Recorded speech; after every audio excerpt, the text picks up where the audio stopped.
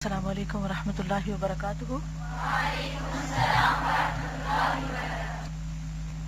نحمده ونصلی علی رسولہ الکریم، اما بعد فاعوذ باللہ من الشیطان الرجیم، بسم اللہ الرحمن الرحیم، رب اشرح لی صدری ویسر لی امری واحلل عقدۃ من لسانی یفقہوا قولی۔ فصل 36 پیج 186، گناہوں سے اجتناب اور آخرت کی نعمتیں۔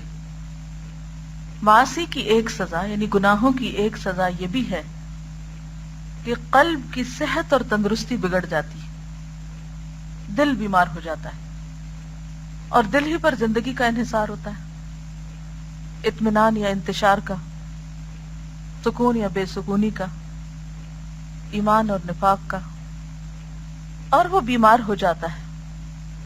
منافقین کے لیے بھی یہی کہا گیا نا کہ فی قلوبہم مرض، اس کی بیماری رفتہ رفتہ لا علاج اور لا دوا ہو جاتی ہے، اور بالآخر کوئی دوا اور کوئی خوراک اسے نفع نہیں دیتی، یعنی کوئی بھی چیز اس کی اصلاح نہیں کرتی۔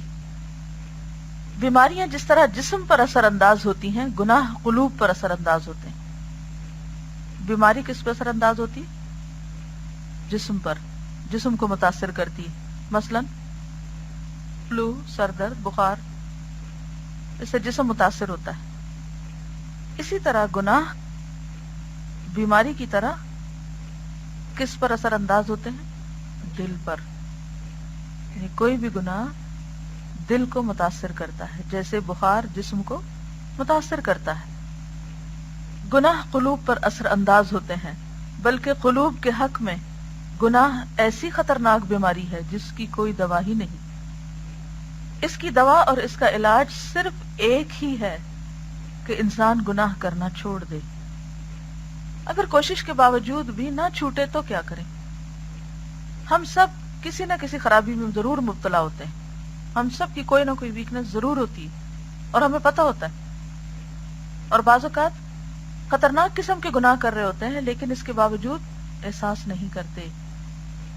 اور یہ اور بھی بدتر ہے کہ انسان گناہ کرے اور اس کو احساس بھی نہ ہو کہ وہ گناہ کر رہا ہے، کیونکہ ہم فوراً تعویل کر لیتے ہیں، فوراً اپنا دفاع کر لیتے ہیں، کیونکہ ایسا ہوا اس لیے میرا یہ کرنا ضروری ہے یا تھا۔ یہ بھی منافقین کی صفات میں سے ایک صفت ہے کہ وہم لا یشعرون وما یشعرون، انہیں احساس ہی نہیں ہوتا کہ وہ غلط کر رہے ہیں اور ان کی غلطی ان کو کتنا نقصان دے رہی ہے۔ تو جسم اگر بیمار ہو تو ہم بھی اور ہمارے آس پاس کے لوگ سبھی پریشان ہو جاتے ہیں کہ فلاں بیمار ہو گیا، اب کیا ہوگا؟ آپ اگر کسی اپنے عزیز پیارے کی بیماری کی خبر سنیں تو آپ کا حال کیا ہوتا ہے؟ سخت پریشانی ہوتی ہے۔ مثلا آپ سنیں کہ فلاں کو ہارٹ اٹیک ہو گیا تو آپ کی نیند حرام ہو جائے گی، لازماً آپ کی سلیپ ڈسٹرب ہوگی، سوتے اٹھتے جاگتے چلتے پھرتے بات چیت کرتے آپ کے دل پر اسی کا غبار رہے گا کہ اس کے ساتھ کیا ہو گیا۔ جو جتنا قریب ہوگا اس کا درد اتنا ہی محسوس کریں گے۔ تو جب کوئی بیمار جسمانی طور پر بیمار ہوتا ہے تو ہم سب دکھی ہوتے ہیں اس کا دکھ دیکھ کر، لیکن کس قدر افسوس کی بات ہے کہ جب دل بیمار ہوتا ہے، ہمارے ہی سامنے ہمارے پیارے گناہ کر رہے ہوتے ہیں اور ہمیں کوئی دکھ نہیں ہوتا، کوئی پریشانی نہیں ہوتی، اور خود بیمار ہونے والے کو بھی کوئی احساس نہیں ہوتا۔ تو یاد رکھیے کہ جتنے بھی گناہ ہیں وہ سب کے سب دل پر اثر انداز ہوتے ہیں، دل کو بیمار کرتے ہیں۔ مومن اس بیماری سے نکلنے کے لیے توبہ کرتا ہے، گناہ چھوڑ دیتا ہے، لیکن منافق چونکہ گناہ نہیں چھوڑتا لہذا فزادہم اللہ مرضا، اللہ ان کی بیماری میں اور اضافہ کرتا رہتا ہے، بیماری اور بڑھتی چلی جاتی ہے۔ اس لیے اس بات کا تہیہ کر لینا لازم ہے کہ گناہ تو چھوڑنا ہی ہے۔ کوئی بھی جو بری عادت ہے ہمارے اندر، کوئی بھی ہماری ویکنس، اس کے لیے مختلف طریقے اختیار کریں، لیکن اہم ترین اور مفید ترین اور نافع ترین طریقہ کیا ہے کہ انسان کیا کرے؟ اللہ کے سامنے جی بھر کے روئے اور خوب خوب شرمندہ ہو کر دعا کرے۔ اپنی مختلف بری عادتوں کو چھڑانے کے لیے مثلا آپ ہر روز 2 نفل خاص اس گناہ یا اس خاص ویکنس یا کمزوری یا بیماری اس کے دور کرنے کے لیے پڑھ سکتے ہیں، کہ جو اسی نیت سے ہوں کہ اللہ مجھ سے میری یہ بیماری چھڑا دے، مجھ سے یہ گناہ چھڑا دے، مجھ سے میری یہ کمزوری دور کر دے، اور آپ دیکھیں گے انشاءاللہ ازالہ ہوگا، شفا ہوگی۔ خاص طور پر وہ بیماریاں کہ جن کے بارے میں ہمارے آس پاس کے لوگ نشاندہی کرتے رہتے ہیں، ہمیں بتاتے رہتے ہیں، لیکن ہم ایک کان دھرنے کو تیار نہیں ہوتے، سننے کو تیار نہیں۔ مثلا اگر کوئی شخص بد اخلاقی کا مظاہرہ کرتا ہے اور اس کے آس پاس کے لوگ اسے بتاتے ہیں کہ تم بد اخلاق ہو، تو کتنے لوگ ہیں جو مانے کہ ہاں میں ہوں؟ مانتے؟ کیونکہ مانتے نہیں لہذا چھوڑتے بھی نہیں۔ تو پہلی بات ہے ماننا کہ ہاں میرے اندر ہے یہ غلطی، ہے میری یہ کوتاہی۔ دوسری بات ہے اس کو چھوڑنا، کوشش کرنا، اور ان ساری کوششوں کے ساتھ اور باوجود خاص طور پر اللہ سے مدد مانگنا، قبولیت کے اوقات میں دعا کرنا۔ مثلا قبولیت کا وہ کون سا وقت ہے جو روز آپ سب کو ملتا ہے؟ کوئی بتائے گا؟ اذان کے بعد کی دعا۔ کتنے لوگ اس وقت سنجیدہ ہوتے ہیں اور واقعی کچھ مانگتے ہیں؟ بے شمار لوگ اس وقت کو گنوا دیتے ہیں، ضائع کر دیتے ہیں، جو کہ اتنا قیمتی وقت ہوتا ہے کہ ساری دنیا کی دولت دے کے آپ خرید نہیں سکتے، لیکن بہت سے لوگ اس وقت سے غافل ہوتے ہیں۔ یعنی مجھے ہمیشہ ایسا لگتا ہے جیسے اذان ہوتی، جیسے ایک رحمت کا دروازہ کھلا، کچھ ملنے کے لیے کوئی کھڑکی کھلی اور میں نے اس سے فائدہ نہ اٹھایا اگر میں دعا نہ کروں، کیونکہ ہم ایک لاشعوری کی کیفیت میں، ہمیں پتہ ہی نہیں کہ ایک خزانے کا دروازہ کھلا ہے اور ہمیں کچھ مل سکتا ہے، خصوصی رحمت کا وقت ہے۔ اسی طرح اور بھی اوقات ہیں، لیکن ہم اس میں اول تو توجہ نہیں کرتے، مانگتے نہیں، اور اگر مانگتے بھی ہیں تو عموماً کیا مانگتے ہیں؟ کوئی وقتی مسئلے جو ہمیں بادر کر رہے ہو، کوئی پریشانی آ گئی ہو، کوئی دنیا کے فائدے کی چند چیزیں، اور بس اپنے لیے تو کم ہی مانگتے ہیں، اور خصوصاً اپنے گناہوں کو چھڑانے کے لیے اور اپنے گناہوں کی اصلاح کے لیے اور نیکی اور ایمان، تقوی اور اخلاق میں مزید ترقی اور اضافے کے لیے کم ہی مانگتے ہیں، کیونکہ شعور نہیں کہ ہم بیمار ہیں۔ یاد رکھیے ہر انسان کم یا زیادہ کسی نہ کسی بیماری میں ضرور مبتلا ہے۔ اگر خود کو نہیں پتہ چل رہا تو کسی اور سے پوچھ لیجئے۔ بعضوں کا جو کچھ ہم نہیں دیکھتے وہ دوسرے دیکھ رہے ہوتے ہیں، لیکن ہمارے ڈر کے مارے بتانے کی جرات بھی نہیں کرتے، کیونکہ انہیں اپنی عزت پیاری ہوتی۔ تو دل کی بیماری کا علاج، اس کی دوا صرف ایک ہے کہ انسان گناہ کرنا چھوڑ دے اور اللہ سے مدد مانگے اس کے لیے۔ ارباب سیر و سلوک کا اس پر اتفاق ہے کہ قلب اپنے مقصد میں صرف اسی وقت کامیاب ہوتا ہے۔ سیر کہتے ہیں چلنے کو، اور سلوک بھی سلک یسلک، فسلکی سبل ربک ذللا، چلنے کے لیے لاتا ہے۔ یعنی جو لوگ اللہ کے راستے پہ چلتے ہیں اور چلنے کی کوشش میں لگے رہتے ہیں اور جن کے اس معاملے میں خصوصی تجربات ہوتے ہیں، ان کا اتفاق ہے اس بات پر کہ قلب یعنی دل اپنے مقصد میں صرف اسی وقت کامیاب ہوتا ہے جب وہ اپنے مولا کو پا جائے، اپنے رب کو پا جائے اور اسے تقرب حاصل ہو جائے۔ اس سے کم پہ دل کسی چیز پہ راضی نہیں ہوتا اور کوئی چیز اس کو صحت مند نہیں کر سکتی۔ یہ تقرب اسی وقت حاصل ہوتا ہے جب قلب صحیح و سالم ہو۔ قلب اسی وقت صحیح و سالم ہوتا ہے جب بیماری دور ہو جائے۔ بیماری دور ہوگی تو صحت یقینی ہے، اور یہ تب ممکن ہے جب نفسانی خواہشوں کی پیروی چھوڑ دی جائے۔ کب ممکن ہے؟ جب نفسانی خواہشات کی پیروی چھوڑ دی جائے، ان چیزوں کو چھوڑ دیا جائے جن کے لیے ہمارا نفس واویلا کرتا رہتا ہے، جن کی طلب میں ہمارا نفس لگا رہتا ہے، کیونکہ قلب کی بیماری یہی خواہشات ہیں۔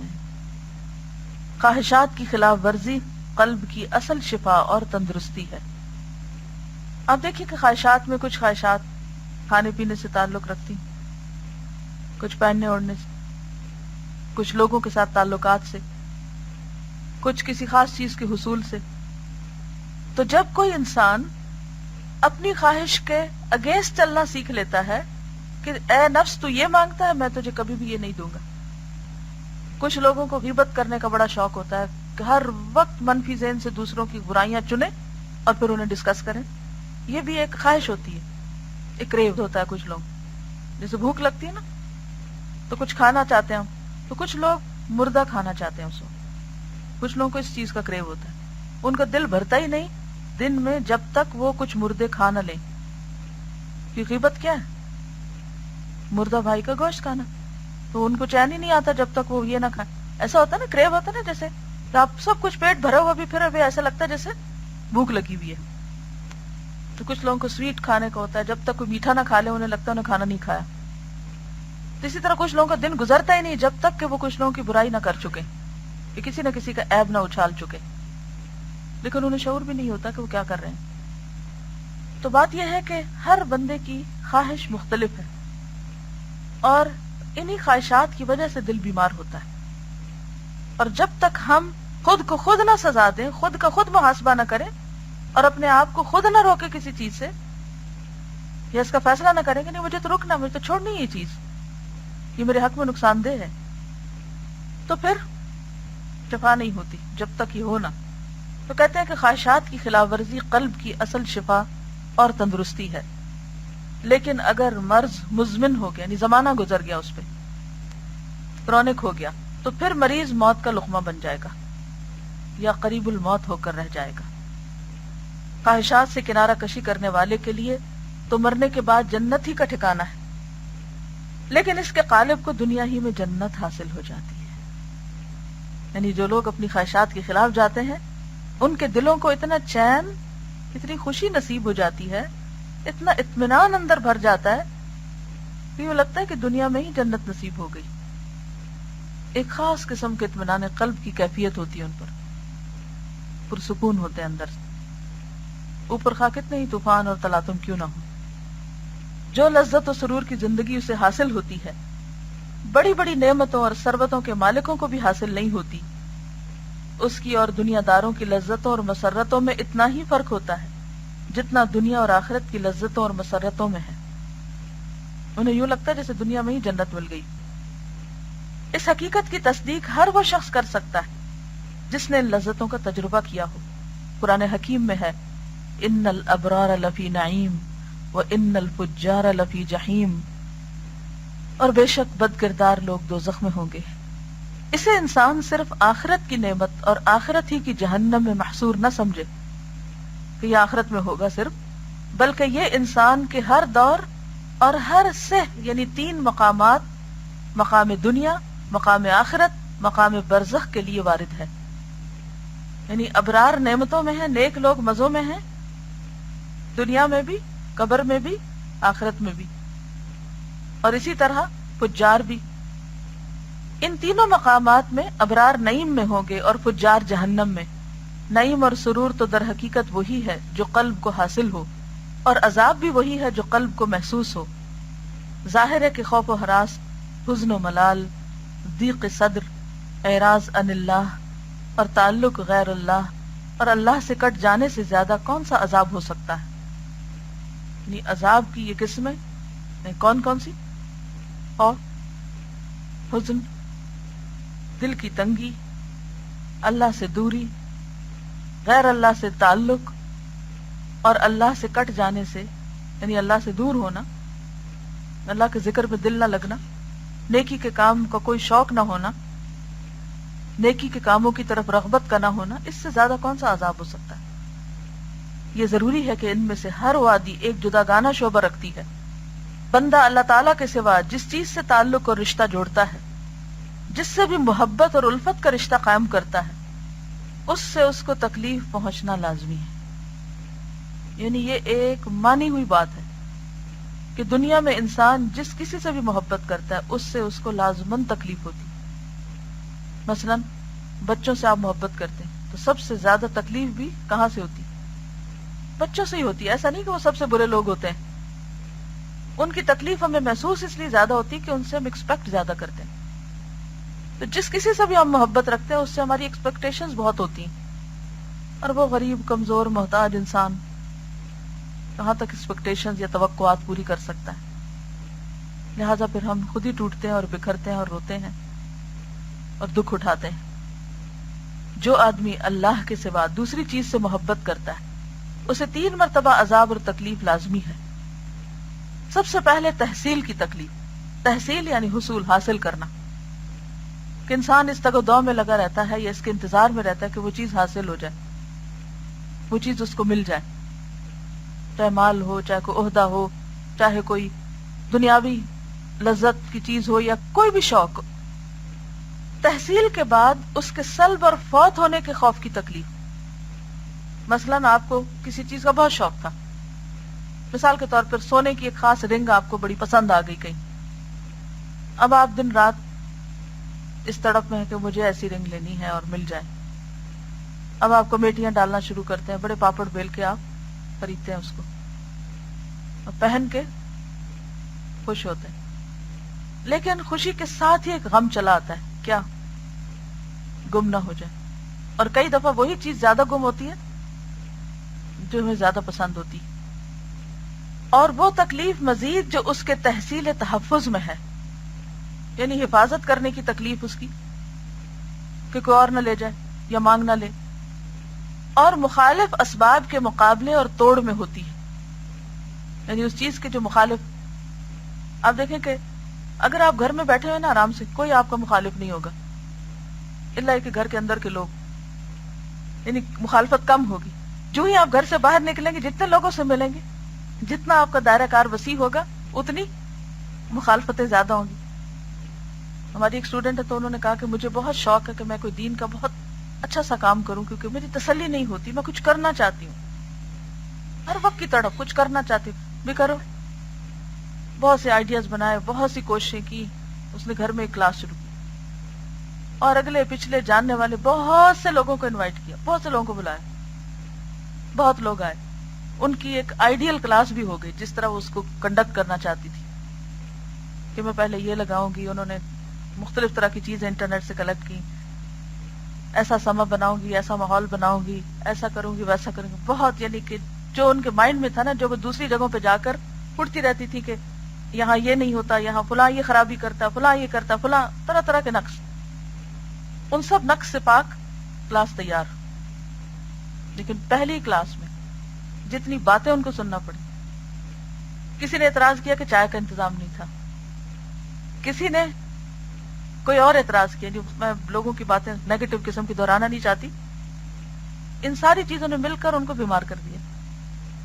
دنیا میں کوئی چیز آئیڈیل ہو ہی نہیں سکتی.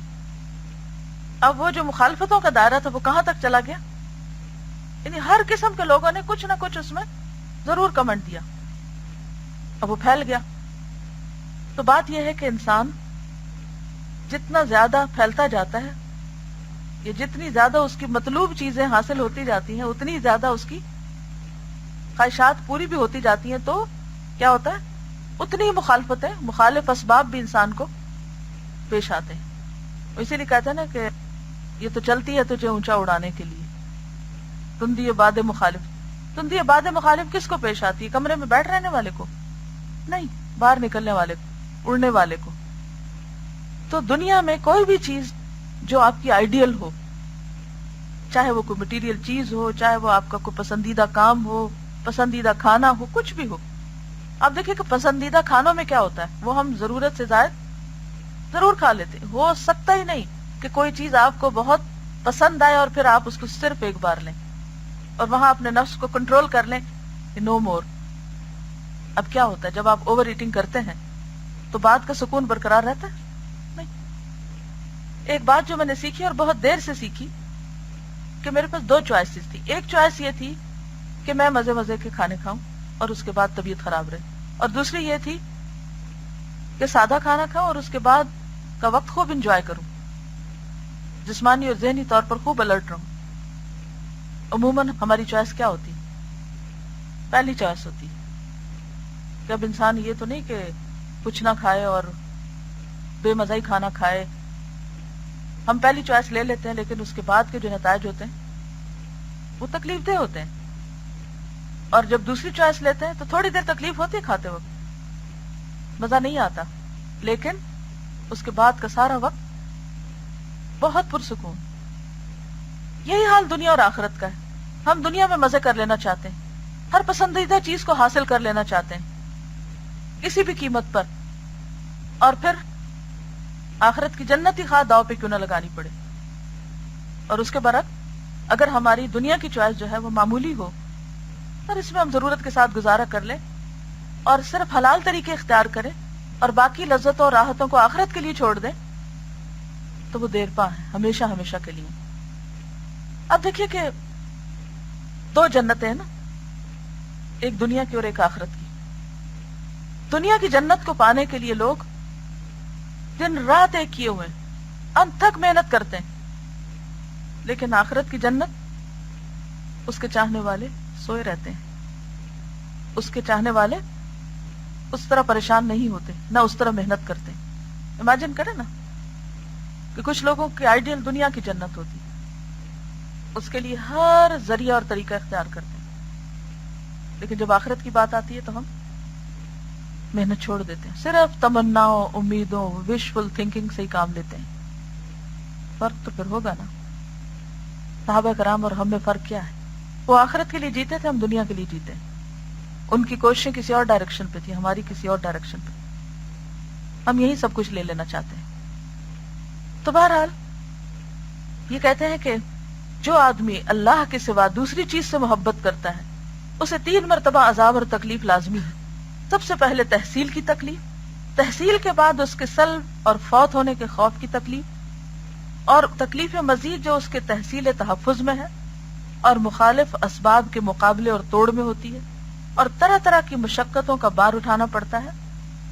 تیسری مرتبہ وہ عذاب ہے جب اللہ تعالیٰ اس چیز کو اس سے سلب کر لیتا ہے, یعنی موت کے وقت وہ چیز اس سے جدا ہو جاتی ہے.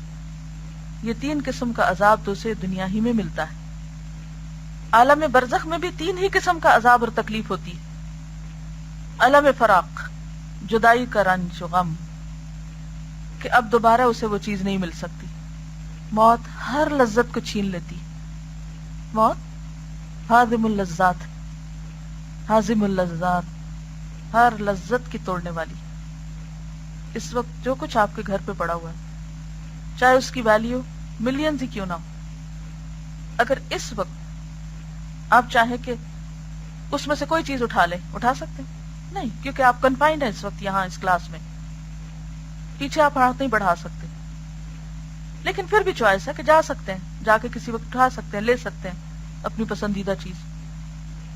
لیکن قبر میں ایسا نہیں ہو سکے گا. زمین کے اندر جانے کے بعد زمین کے اوپر کی, گھر کی, آپ کے بینک کی, آپ کی جائیدادوں کی, آپ کی پسندیدہ ترین چیزوں کی, میموریز کی, کوئی چیز آپ واپس نہیں لے سکتے. یہ فراق لازم ہے, یہ جدائی لازم ہے, اور یہ تکلیف دہ ہے. پھر فوت نعم عظیم, فوت میں نے فوت ہونا, نعیم نعمت, عظیم بڑی, یعنی مسرت عظیمہ کے فوت کا الم و رنج, یعنی خوشیوں کا فوت ہو جانا. اور تکلیف کے دنیا میں وہ ایسے کام کرتا رہا جو اس نعیم عظیم کے سراسر خلاف تھے. یعنی اسے دکھ ہی ہوگا کہ دنیا میں اس نے وہ کام کیوں نہ کیے کہ جس کی وجہ سے قبر راحتوں یا نعیم کی جگہ ہوتی, اور جس نعمت اور سرور کے لیے اس نے خلاف ورزی کی تھی اب وہ بھی فوت ہو گئی. دوسرا علم حجاب, علم کیا کہتے ہیں؟ دکھ, درد کو. حجاب پردہ, اور علم حسرت کہ اس کے اور اللہ تعالی کے درمیان ایک زبردست حجاب حائل ہو جاتا ہے. یہ بہت بڑے دکھ اور تکلیف کی بات ہے کہ ایسے لوگ اللہ کا دیدار نہ کر سکیں گے جو اللہ کو ناراض کرنے والے. اللہ تعالیٰ ان کو دیکھنا بھی نہ چاہے گا اور وہ اللہ کو دیکھ نہ سکیں گے. ذرا تصور میں لائیے یہ بات. اور ایسا حجاب جس کے تصور سے بھی دل کے ٹکڑے ہو جاتے ہیں, یعنی انسان کے لیے قابل برداشت ہی نہیں, لیکن ظاہر ہے اس انسان کے لیے جس کے دل میں کچھ نہ کچھ اللہ کی محبت ہو. یہ غم اور ہم, حسرت و حزن, رنج و علم ان لوگوں کے اندر وہ کام کرتے ہیں جو جسم انسانی کے اندر جراثیم اور کیڑے کیا کرتے ہیں. جسم کے جراثیم کے کام کا خاتمہ بھی ہو جاتا ہے, لیکن ان ہموم و غموم کا کام تو ہمیشہ کے لیے جاری رہتا ہے تاکہ قیامت کے دن اللہ تعالیٰ انہیں دوبارہ زندہ کرے گا. تیسرا علم عذاب قیامت کے دن کا عذاب ہے. پہلا کیا ہے؟ علم فراق, دوسرا حجاب, تیسرا عذاب. جب لوگ دوبارہ زندہ کیے جائیں گے اس دن کا عذاب اللہ کی پناہ بڑا ہی سخت, بڑا ہی خطرناک اور بڑا ہی دردناک ہوگا. بھلا کہاں یہ عذاب اور کہاں وہ نعمتیں اور مسرتیں، پروردگار عالم سے انس اور اس سے محبت، اس کے دیدار کا اشتیاق، اس کے ذکر کی حلاوتیں اور لذتیں، اور ان تمام برکتوں کو سامنے رکھ کر قلوب کی مسرتیں، اور یہ خوشیاں اور مسرتیں کیسی اور کس قسم کی ہوتی ہیں، اس کا اندازہ اس سے ہو سکتا ہے کہ حالت نزع میں بعض مخصوص بندوں کی زبان سے مارے خوشی کے یہ نکل جاتا ہے وَطَرَبَا، رب کی ملاقات کس قدر مسرت آگی۔ بعض مرنے والے کے چہروں پر اسمائل ہوتی، خوش ہو جاتے ہیں اس وقت اس ملنے والی نعمت و راحت سے جو ان کے سامنے آتی، اور بعض اللہ والوں کی زبان سے نزع کے وقت یہ کلمات نکل گئے کہ جو حالت اور کیفیت اس وقت ہے اگر اہل جنت کو میسر آ جائے تو ان کی عیش اور زندگی خوشگوار تر ہو جائے۔ بعض کی زبان سے یہ نکل گیا یہ مساکین اہل دنیا دنیا چھوڑ کر چلتے بنے، لیکن افسوس انہوں نے زندگی کی لذتیں نہیں چکھی، افسوس میں ان لذتوں سے محروم گئے جو ان کی لذتوں سے کہیں زیادہ قیمتی اور بہتر تھی۔ اللہ کے بعض بندے اس حالت میں یہ کہتے نظر آئے کہ ہمیں جو چیز میسر ہے اگر بادشاہوں اور بادشاہ زادوں کو معلوم ہو جائے تو ہماری گردنیں اڑا دیں، تیر و تلوار لے کر ہم سے لڑنے آ جائیں وہ نعمتیں چھیننے کے لیے جو ہمارے دلوں کے اندر ہے، سکون جیسی دولت۔ بعض یہ کہہ اٹھے دنیا میں بھی ایک جنت ہے اور جو شخص اس جنت میں داخل نہیں ہوا وہ آخرت کی جنت میں کبھی داخل نہیں ہوگا۔ وہ کہاں ہے دنیا کی جنت، وہ کہاں ایگزسٹ کرتی ہے؟ دل کے اندر۔ ایسا دل جو رنج و غم کے باوجود ایک خاص سکون اور خوشی میں ہوتا ہے، اطمینان میں ہوتا ہے، بڑی سے بڑی بات پر اندر سے مطمئن ہوتا ہے، کسی چیز کے کھونے پر، کسی چیز کے جانے پر، کسی نقصان پر وہ مضطرب نہیں ہوتا، وہ ٹھہرا رہتا ہے۔ اپنے دلوں کو ٹٹولیے، کیا یہ جنت پائی ہے؟ اگر نہیں تو کیوں نہیں؟ کیونکہ دنیا کی محبت میں گرفتار ہے، اصل کو چھوڑ کر نقل سے محبت کر رہے ہیں، اعلیٰ کو چھوڑ کر ادنا کی طرف بھاگ رہے ہیں، بہترین کو چھوڑ کر کم پہ راضی ہو گئے۔ آج گھر جا کر اپنے لیے لکھیے کون سی چیزیں مجھے تکلیف دیتی ہیں، کیا کیا ہرٹ کرتا ہے، کیا کیا دکھ دیتا ہے، کس بات پہ پریشان ہوتی، کون سی چیز مجھے رلاتی، اور اس کے آگے بڑے بڑے کراس لکھیے، بڑے بڑے کراس ڈالیے کہ یہ چیزیں اس لائق نہیں کہ میں ان پر اپنے قیمتی آنسو بہاؤں، یا یہ چیزیں اس قابل نہیں کہ میں ان پر دکھی رہوں۔ مجھے اپنے آپ کو ان سب بندھنوں سے اور غلامیوں سے آزاد کرنا ہے اور بہتر کی طرف جانا ہے، بہتر کی کوشش کرنی۔ اے وہ انسان کہ جس نے ایک قیمتی چیز کو کھوٹے سکوں کے عوض فروخت کر ڈالا، افسوس تو نے بڑے سے بڑا خسارہ اٹھایا، اور اس سے زیادہ افسوس یہ کہ تو اس خسارے کو سمجھ بھی نہ سکا۔ افسوس اگر تو اس متاع گراں بہا کی قیمت نہیں جانتا تھا تو نے ان لوگوں سے کیوں نہ پوچھ لیا جو اسے خوب جانتے پہچانتے اور سمجھتے تھے۔ یا للعجب، تیرے پاس جو متاع اور سامان تھا اس کا خریدار خود اللہ تعالیٰ تھا۔ ان اللہ اشتری من المؤمنین انفسهم واموالهم بان لهم الجنہ۔ کسی کو غم ہے لوگ میری عزت نہیں کرتے، کسی کو غم ہے لوگ میری قدر نہیں پہچانتے، کسی کو غم ہے کہ مال نہیں ہے، کسی کو غم ہے کہ اولاد نافرمان ہے، کسی کو غم ہے کہ شوہر محبت نہیں کرتا، کسی کو کسی اور چیز کا غم ہے۔ تو واقعی ہمارا دل اتنی معمولی چیز ہے کہ اس میں یہ سب کچھ بھر کے رکھے نکالیں ان سب چیزوں کو باہر اور ڈالیں اس میں اللہ کی محبت۔ دنیا کی چیزوں میں سے، دنیا کے انسانوں میں سے کوئی انسان، کوئی چیز اس قابل نہیں ہے کہ اس کا غم لے کے پالے ہم اپنے دل میں۔ نہ اولاد ہمیں اللہ کے عذاب سے بچا سکتی ہے، اور نہ شوہر کہیں کام آ سکتا ہے، اور نہ کوئی اور رشتہ۔ ہم انسانوں کے غم میں کیوں روئیں؟ دنیا کی حقیر چیزوں کے غم میں کیوں روئیں؟ ان کے جانے ٹوٹنے اور چھننے پر۔ چند سکوں کی چیز، جب کوئی چیز ٹوٹ جائے نا، یا کوئی پیاری سے پیاری چیز یا کوئی قیمتی سے قیمتی چیز ختم ہو جائے کسی بھی وجہ سے، بعض اوقات کبھی چوری ہو جاتی، کبھی چھن جاتی، کبھی ٹوٹ جاتی، تو ہمیشہ سوچا کرے کیا ان چند سکوں کی خاطر میں اپنا آپ کھپاؤں اور گواؤں؟ اسی وقت چھوڑیں، بلائیں اس کو اور اپنے کام میں لگ جائیں۔ میں ایک سفر نامہ پڑھ رہی تھی کسی کا، تو انہوں نے لکھا ہوا تھا اس میں اپنے مختلف تجربات، اور اس میں ایک تجربہ یہ لکھا ہوا تھا کہ وہ کہیں پر گئے تو وہاں انہوں نے اپنے بارے میں ایک رسالہ دیکھا جس میں ان کے خلاف بہت کچھ لکھا ہوا تھا۔ تو کہتے ہیں کہ دیکھ کر مجھے سخت قسم کا رنج پہنچا اور میں نے سوچا کہ میں خوب ان کی خبر لیتا ہوں اور خوب لکھتا ہوں ان کو جواب. جنہوں نے میرے بارے میں یہ سب لکھا ہے میں ذرا ان کی خبر لیتا ہوں. کہتے کاغذ قلم اٹھایا اور لکھنے لگا تو اللہ نے دل میں خیال ڈالا کہ تم اپنی انرجی اس کام پہ لگاؤ گے. اٹھو اور اپنی فلاں کتاب مکمل کرو جو کافی عرصے سے اس انتظار میں ہے کہ وہ لوگوں تک پہنچے. کہتے وہ جتنی انرجی اس غم غصے کی وجہ سے میرے اندر آئی تھی میں نے یہ کاغذ رکھے اور وہ کاغذ نکالے اور میں نے اس کو لکھنا شروع کر دیا اور اس کام کو مکمل کیا. یہ ہوتا ہے نیگیٹو کو پازیٹو میں بدلنا.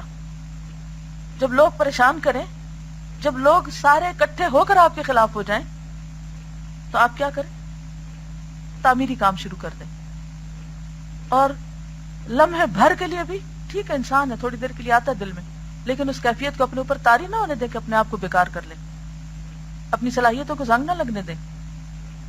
یا للعجب، تیرے پاس جو متاع اور سامان تھا اس کا خریدار خود اللہ تعالیٰ تھا، جس کی قیمت جنت المأوا کے چمن تھے، جس کے ہاتھ بیع و شراء خرید و فروخت کا سودا ہو رہا تھا، جو اللہ کی جانب سے قیمت کی ذمہ داری لے رہا تھا.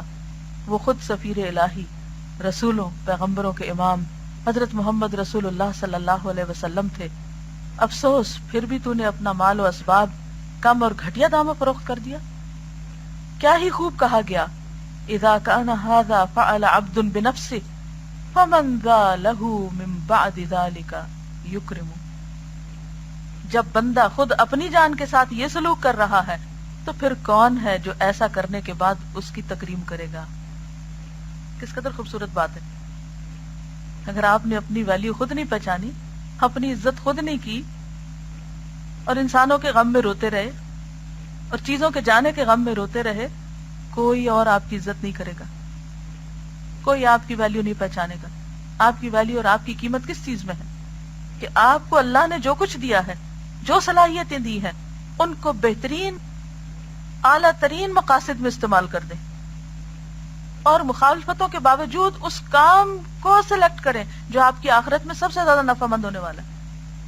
چاہے لوگ اس کی قطعاً پرواہ نہ کریں، قطعاً قدر نہ کریں، لیکن آپ کو پتا ہوتا ہے آپ کے اندر اللہ نے کیا صلاحیت رکھی ہے اور آپ کس کے قابل ہیں. آپ کے یہ سکے کہاں زیادہ پروفٹ لا سکتے ہیں، اور لوگوں کی باتوں کی قطعاً کوئی پرواہ نہ کیجیے. ان سارے طوفانوں کے بیچ میں پرسکون رہ کے کام کرنا سیکھیے، ورنہ آپ کبھی بھی کچھ نہ کر سکیں گے. تو ایسے تمام لوگ جو چھوٹی چھوٹی باتوں پہ غم کھاتے رہتے ہیں، گھلتے رہتے ہیں، گھن لگا لیتے ہیں، اپنے آپ کو آئسولیٹ کر لیتے ہیں، زندگی کی ساری نعمتوں اور رحمتوں اور لذتوں سے محرومی اختیار کر لیتے ہیں، وہ دراصل اپنے آپ کو شدید نقصان پہنچا رہے ہیں. وَمَن يُهِنِ اللَّهُ فَمَا لَهُ مِن مُكْرِمٍ إِنَّ اللَّهَ يَفْعَلُ مَا يَشَاءُ. سورۃ الحج آیت 18. لوگوں کے رویے، حالات کا ناموافق ہونا بھی اللہ کے اذن سے ہوتا ہے. ان اللہ یفعل ما یشاء، اللہ جو چاہتا ہے کرتا ہے. لہذا کچھ بھی جو ہماری زندگی میں ہمیں بادر کر رہا ہے وہ اللہ کے اذن سے ہے، اسے ایکسپٹ کیجئے، لیکن اس پر اپنے آپ کو قربان نہ کیجئے. اپنے آپ کو قربان کیجئے اعلیٰ مقاصد کے لیے. مجھے اللہ نے یہ سب کچھ گنوانے کے لیے نہیں دیا کہ میں چھوٹی چھوٹی حقیر چیزوں کے غم میں روتی رہوں.